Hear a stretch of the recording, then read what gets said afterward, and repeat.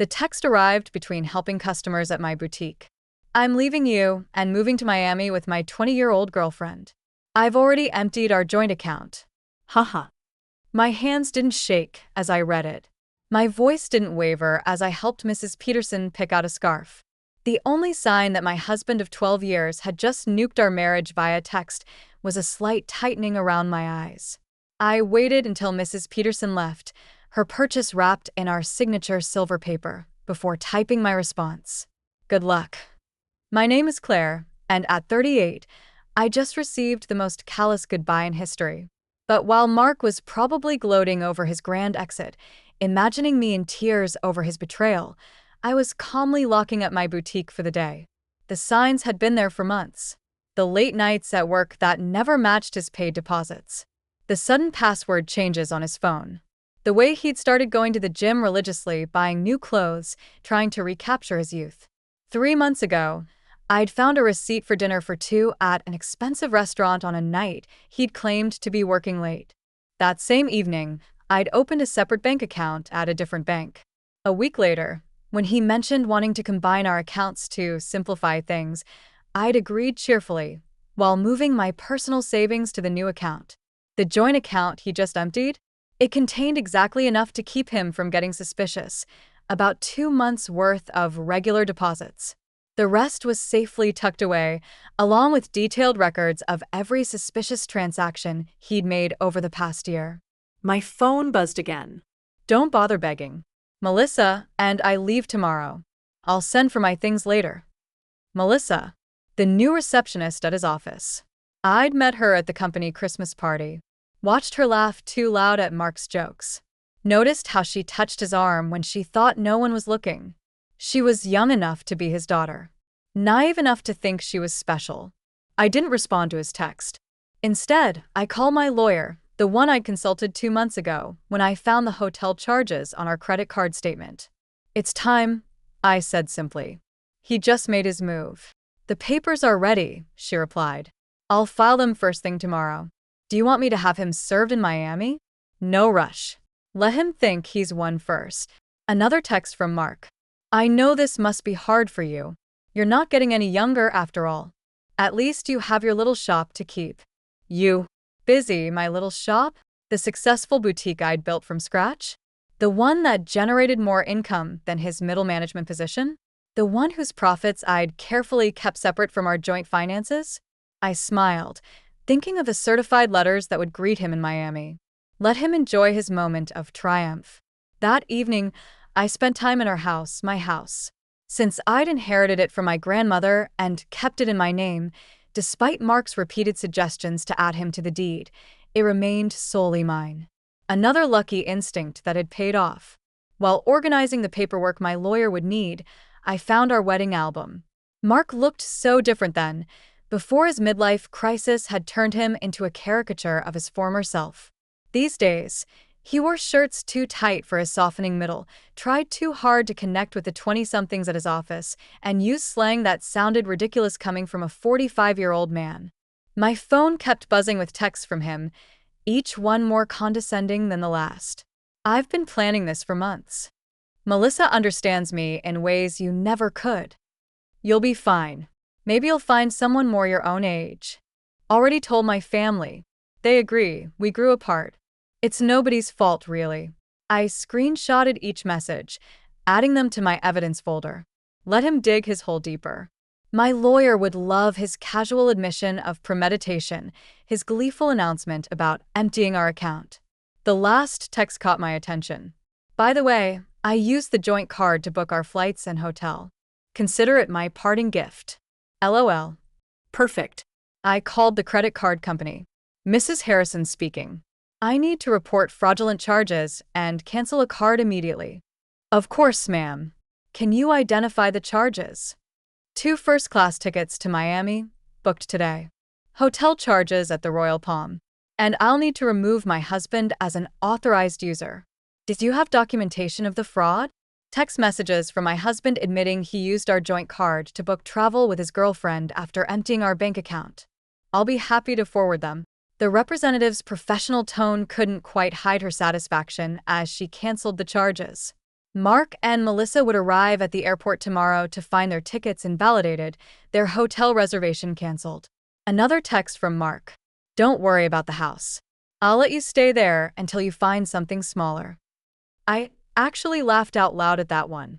Did he really think he had any claim to my grandmother's house? Had his ego grown so large that he'd forgotten whose name was on the deed? Another buzz. And I know the shop means a lot to you. We can work out a fair payment for your half. My half? Of my business? The one I'd built myself? Funded myself? Grew myself while he complained about my long hours and called it my hobby? I poured a glass of wine. The good stuff I'd been saving for a special occasion. This qualified. Tomorrow, Mark would learn some hard truths about property law and separate assets. But tonight, I'd enjoy the quiet and plan my next chapter. Morning brought a flurry of increasingly angry texts. What the heck did you do to our credit card? The airline won't honor our tickets. The hotel canceled our reservation. Answer me. I silenced my phone and headed to my boutique. Friday was always our busiest day, and I had a new shipment of designer handbags to unpack. Life goes on, even when your husband runs off with a receptionist young enough to be his daughter. Around noon, his mother called. Claire, dear, Mark told us everything about how controlling you've been, how you drove him away. He says you're being vindictive now, causing problems with his travel plans. I put her on speaker while I arranged a window display. Did he mention emptying our joint account and charging tickets for him and his girlfriend on our credit card? Silence. Then, well, he said you left him no choice. That you'd been cold and distant. Barbara, I have his texts. Would you like me to read them to you? The one where he bragged about taking our money? Or maybe the one where he mocked my age? Another pause. He did seem a bit cruel. I told him that text message was inappropriate. I appreciate the call, Barbara. I've always liked you, but I think it's best if we end this conversation now. My lawyer has advised. Minimal contact with Mark Marr's family during the proceedings. Proceedings already goodbye, Barbara. By late afternoon, Mark's sister Amanda was spreading family gossip through mutual friends. Apparently, Mark and Melissa were stuck at a budget motel near the airport, their Miami dreams temporarily derailed. He tried using his personal credit cards, but those had been maxed out for months, another red flag I'd noticed. My lawyer called with an update. The emergency hearing is scheduled for Monday. Given his admission of emptying the joint account and the documented credit card fraud, we're in a strong position to freeze all remaining assets. Has he been served yet? Not yet, but he'll get the papers at his new motel address. Speaking of which, his girlfriend's social media is providing excellent evidence. She's been posting about their adventure all day, including some choice comments about you. I smiled, thinking of my own documentation, a year's worth of suspicious charges, hotel receipts, text messages that proved premeditation. Mark had been so focused on his grand escape that he'd never considered I might be watching, waiting, preparing. My phone buzzed with another text. You think you're so smart, but I made copies of all the boutique's financial records. Half that business is mine. I forwarded the text to my lawyer, adding it to the growing file of Mark's mistakes. Let him learn the hard way about separate assets and business ownership. Sometimes the best revenge is simply being prepared. The emergency hearing on Monday was everything I could have hoped for. Mark showed up in his new young wardrobe, designer jeans too tight for his age, a blazer that screamed midlife crisis. Melissa waited outside, her youth painfully obvious under the harsh courthouse lighting. My lawyer presented our evidence methodically, Mark's gleeful text about emptying our account, his credit card fraud, his documented history of hidden expenses. Each piece carefully collected over months of quiet observation. Your Honor, Mark's hastily hired lawyer attempted. My client admits to some rash decisions, but Mrs. Harrison's actions have been vindictive and calculating. Calculating? My lawyer countered. You mean prudent? My client protected her separate assets and maintained detailed records of her husband's suspicious behavior. That's not vindictive. That's smart business. The judge reviewed my documentation, the separate property deed to the house, the boutique's incorporation papers in my name only, the careful separation of business and personal finances that Mark had always complained about.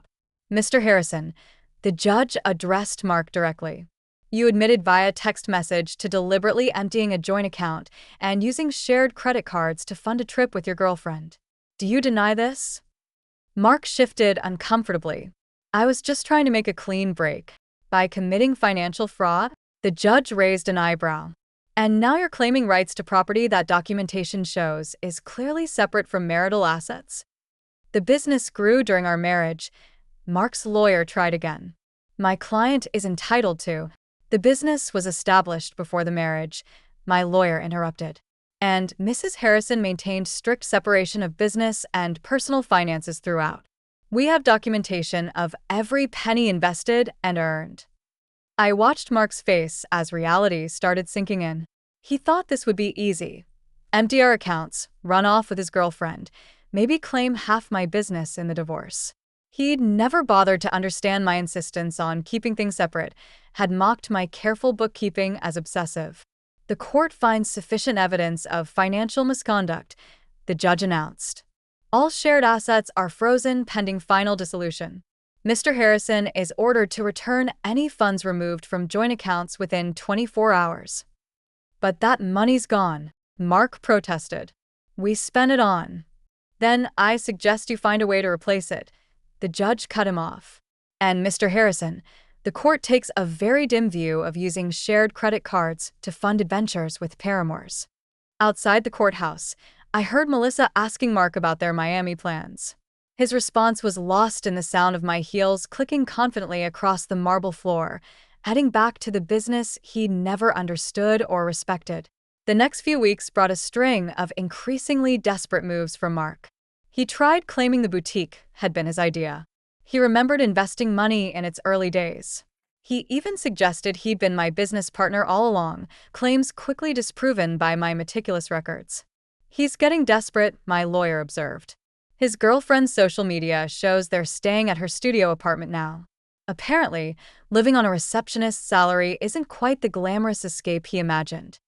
Mark's family started reaching out, their tone markedly different from their initial accusations. We had no idea, his sister Amanda admitted. He told us you've been cold, controlling, that he needed to escape. But then we saw his texts, the way he bragged about taking your money. That's not the brother. I thought I knew. His mother called again, this time in tears. The things he said about your age, about replacing you with someone younger? I raised him better than that. I thought I did, anyway. I let their calls go to voicemail. Their support might have meant something weeks ago, but now it felt like rats deserting a sinking ship. The boutique thrived, ironically boosted by local gossip about my situation. Women started coming in specifically to show support, often leaving with far more than they'd planned to. My ex tried something similar. One customer confided while buying a designer handbag. Thought he'd take everything in the divorce. Men like that never expect us to be smarter than them. My phone still buzzed occasionally with texts from Mark, his tone swinging between anger and manipulation. You've ruined everything. I never meant to hurt you. You'll regret being so vindictive. Can't we work something out? That business would be nothing without my support. I forwarded each message to my lawyer without responding, letting him dig his hole deeper. Through the grapevine, I heard Melissa was having second thoughts. Apparently, sharing her studio apartment with a middle-aged man who couldn't afford his own place wasn't the romantic adventure she'd imagined. The age gap that had seemed exciting during secret hotel meetings felt different in the harsh light of reality. She posted about toxic relationships and learning from mistakes yesterday, my lawyer mentioned during an update call. And she removed her relationship status this morning. I almost felt sorry for Mark. Almost. But then I remembered his haha after telling me he'd emptied our account. The casual cruelty of his comments about my age. The way he'd assumed I'd be helpless without him. Instead of pity, I felt something else. Pride. Pride in my foresight. In my quiet strength. In my ability to protect myself while he underestimated me. The final divorce hearing painted a very different picture from Mark's imagined triumph. Gone was his cocky attitude, replaced by barely concealed panic. Melissa was noticeably absent. She'd moved on to a coworker her own age, according to office gossip. Mark had shown up in his old clothes. The designer wardrobe apparently returned to help repay the joint account he'd emptied. His lawyer looked tired, probably from trying to find loopholes in my documented separation of assets. Your Honor, Mark's lawyer attempted one last time. Despite the separate property documentation, my client contributed to the growth of his wife's business through moral support and… Moral support? My lawyer interrupted. Like these text messages belittling Mrs. Harrison's business as a little shop. Or these social media posts calling it her hobby? The judge had clearly seen enough. The final settlement reflected my careful planning. I kept my house, my business, and my separate assets. Mark got his personal possessions and his car, worth less than he owed on it. You've destroyed me, he hissed as we left the courthouse. I'll have to move back in with my parents. No, Mark. You destroyed yourself. I just made sure you couldn't destroy me too. His mother was waiting outside, ready to drive him to her house, his new home at 45. The irony of his situation wasn't lost on anyone. The man who'd mocked my age was now living in his childhood bedroom while I continued running my successful business. You planned this all along, he accused. You knew this would happen. No. I just paid attention. And unlike you, I understood the value of keeping good records. His mother stepped between us. That's enough, Mark. You've embarrassed yourself enough already. As they walked away, I heard her starting on him. Honestly, what were you thinking? A 20-year-old? Emptying bank accounts? Sending those horrible texts? I watched them disappear into the parking lot, feeling nothing but relief. Mark had thought he was writing the ending to our story with that cruel text. Instead, he'd merely set my carefully laid plans in motion. My phone buzzed. Not with texts from Mark this time, but with notifications of new orders for my boutique's website. Life was moving forward, just not in the direction he'd imagined. Part 3, Segment 1. 6 months after the divorce was finalized, my boutique had expanded to a second location. The irony wasn't lost on me. While Mark struggled to rebuild his life, the little shop he dismissed was thriving. I'd hired 3 new employees and launched an online store that was gaining traction nationally. News of Mark's situation trickled back through mutual acquaintances. He tried dating apps but found women his age weren't interested in a middle-aged man living with his parents. Younger women, having heard about his history through office gossip, steered clear. Melissa had apparently warned her friends about him, sharing screenshots of his desperate attempts to win her back after she'd left. His career suffered too. The company's HR department had launched an investigation into his relationship with a subordinate, resulting in a formal reprimand. The promotion he'd been expecting went to someone else, someone who didn't have a history of inappropriate relationships with reception staff. He tried to claim age discrimination, Amanda told me during an unexpected visit to the boutique. Said they were punishing him for dating someone younger. And what did HR say? They just added that complaint to his file. I was surprised to see his sister in my store, but her presence spoke volumes about how thoroughly Mark had alienated his own family. I know we didn't support you at first, she admitted, running her fingers over a silk scarf. He played the victim so well. But watching how he handled everything, how he acted afterward, I'm ashamed we ever believed him. My lawyer kept me updated on Mark's continued attempts to challenge the divorce settlement. Each petition was denied. His claim of unfair distribution was dismissed, based on the evidence of his own actions.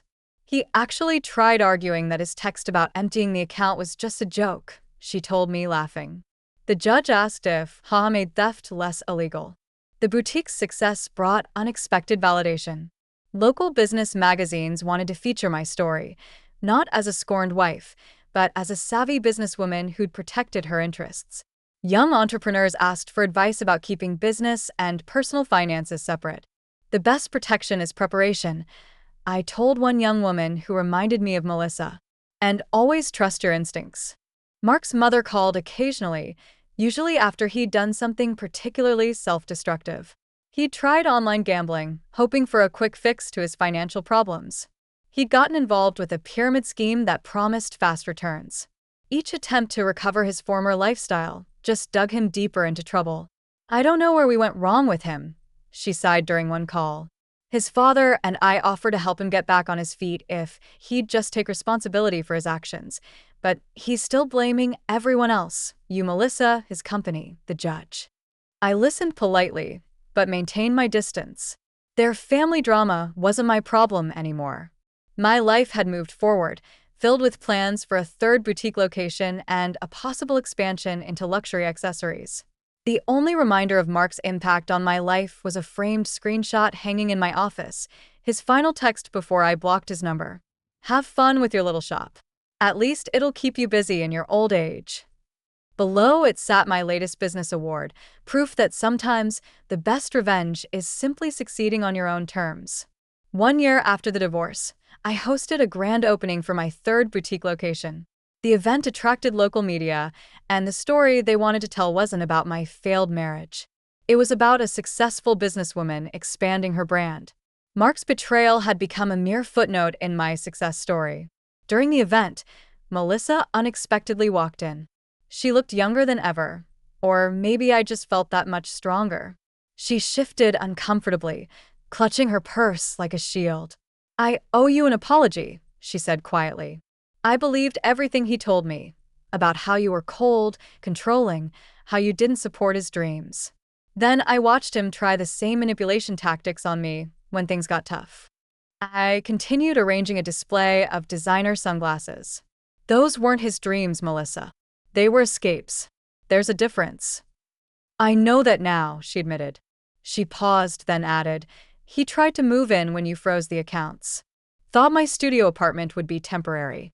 After 2 weeks of him complaining about the size of my closet and suggesting I take out a loan for a bigger place, I understood what you meant about the difference between dreams and escapes." I actually laughed at that. "Let me guess. He had big plans, but no way to fund them?" "Exactly," she sighed. "Everything was going to work out once his investments paid off, once he got that promotion, once his cryptocurrency definitely increased in value." She shook her head. "I'm dating someone my own age now. We have student loans and a small apartment, but at least we're building something real." After she left, my assistant manager whispered, "Was that the girlfriend?" "No," I replied. "That was just another woman who learned the same lesson I did." Speaking of lessons, I gestured to a young couple examining our designer handbags. "Let's talk about your idea for expanding our accessories line." The boutique had become more than just a business. It was a symbol of independence, of resilience, of the power of preparation. Young entrepreneurs often sought my advice, and I always emphasized the importance of protecting their assets. Mark's mother called one last time, not to discuss Mark, but to thank me. "You taught our family an important lesson," she said, "about enabling bad behavior, about making excuses for cruelty." Mark's still living at home, still blaming everyone else for his problems, but we're not defending him anymore. That's your legacy to our family, showing us the difference between supporting someone and enabling them. I thought about that legacy as I reviewed plans for a fourth location. Mark had intended to diminish me, to trade me in for a younger model and take half of everything I'd built. Instead, he'd inadvertently pushed me to become even stronger, more successful. My phone buzzed with a text from my lawyer. Mark filed another petition to revisit the settlement.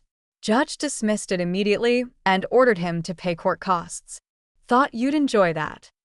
I smiled, picturing him in his childhood bedroom, still trying to rewrite an ending that had been determined the moment he underestimated me. Sometimes, the best revenge isn't about getting even. It's about getting better. 2 years after Mark's cruel text message, I received an invitation to speak at a women's business conference. The topic wasn't divorce or betrayal. It was about building and protecting a successful business. My story had evolved from a cautionary tale to an inspiration. During the Q&A session, a woman asked about keeping business and personal finances separate. "My husband says I'm being paranoid, that marriage means sharing everything," she said. "My ex-husband said the same thing," I replied, "right up until he tried to claim half my business in our divorce." Trust your instincts. Protection isn't paranoia. The boutique chain had grown to 5 locations, each more successful than the last. The little shop Mark had mocked now employed 30 people and had been featured in several national magazines. Through mutual friends, I heard Mark had finally moved out of his parents' house into a small apartment above a garage. He'd had to take a lower-paying job after his former company downsized, eliminating his position during restructuring. His dating profile still listed him as young at heart, though his profile photo was clearly outdated. Melissa, ironically, had become a regular customer at my original boutique location. She'd earned her business degree and started her own social media consulting company. "You inspired me," she told me once. "Showed how a woman can build something lasting instead of falling for empty promises." I kept Mark's cruel text message framed in my office, not as a reminder of pain, but as proof of how far I'd come. Below it hung a sign that read, "Success is the best revenge."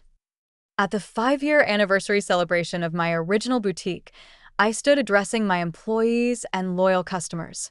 The space had transformed from a single little shop into the flagship store of a thriving business empire. Mark's mother attended, though I hadn't sent her an invitation. She waited until the crowd thinned to approach me. "I saw Mark yesterday," she said, smoothing her designer dress, one she'd bought from my store. "He was talking about his glory days, about the life he could have had. He still doesn't understand that he didn't lose everything in the divorce. He threw it away." I thought about that text message, his casual cruelty, his assumption that I would crumble without him, how he expected me to beg, to break, to prove him right about my desperation. Instead, I'd built something stronger than before. Each new boutique location was a testament to what women could achieve when they stopped dimming their light for insecure men. The young saleswoman I'd hired last month, coincidentally, also named Melissa, came over with a question about the new inventory system I'd implemented. As I explained the process, I caught a glimpse of my reflection in the store window. I saw what Mark had failed to see 5 years ago. Not a woman getting older. A woman getting wiser, stronger, more successful. His cruel text message had been meant as an ending. Instead, it had been a beginning. Not just for me, but for every woman who heard my story and realized she deserved better than someone else's midlife crisis.